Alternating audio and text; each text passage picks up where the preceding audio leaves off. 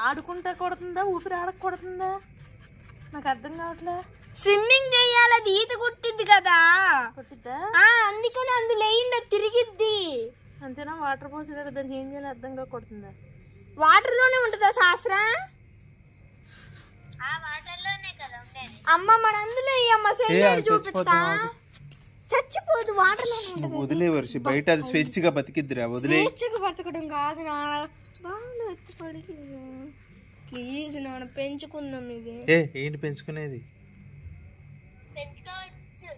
అదిగో శాస్త్ర కూడా చెప్తా. రేపొద్దున ప్యాకింగ్ చేసి వస్తాను, నువ్వు పెంచుకో శాస్త్ర.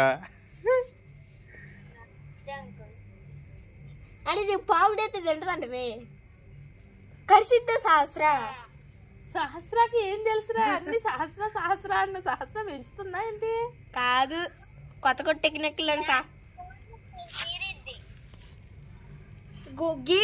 గీడిద్దాడు జాగ్రత్త.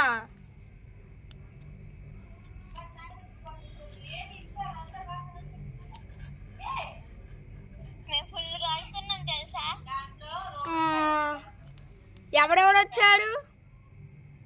చాలా మంది వచ్చారు, కానీ దాంట్లో రూపాయి కాయిన్ వేయాలంట. ఎందుకు?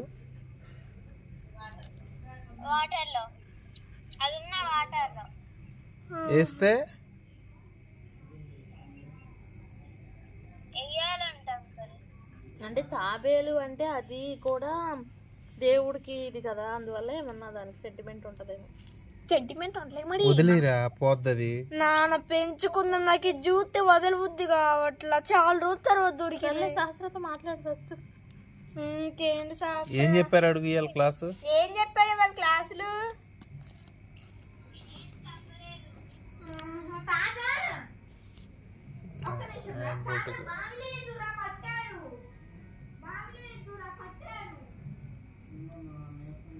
అది బావిలో ఉండేది నీళ్ళలోనే ఉంటది, వెయ్యి తినుకుంటూ పెద్ద అవుతా ఉంటది. బావిలో ఏం దొరకవు, చచ్చిపోద్ది. ఎందుకు దొరకు? అది బయటికి వెళ్ళి ఎక్కడొక్కడ దాని బతుకు అది బతికిద్ది. వదిలే, స్వేచ్ఛగా ఉన్నదాన్ని జైల్లోకి వెళ్ళి బంధించినట్టు బంధిస్తారు మీరు. ఎందుకు? బావిలో పడైతే అది గిలగిల కొట్టుకుని బయటికి రాక చచ్చిపోయింది అనుకో, పాపం మనదే. మళ్ళీ బావిలో నీళ్ళు పనిచేయవు. ఎందుకు నీళ్ళు వాడే బావిలో పడేస్తానంటారు?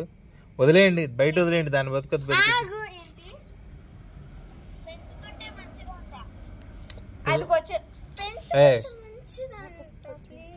చచ్చిపోద్దమ్మా, తప్పు. మనం తెలిసి చేయకూడదు.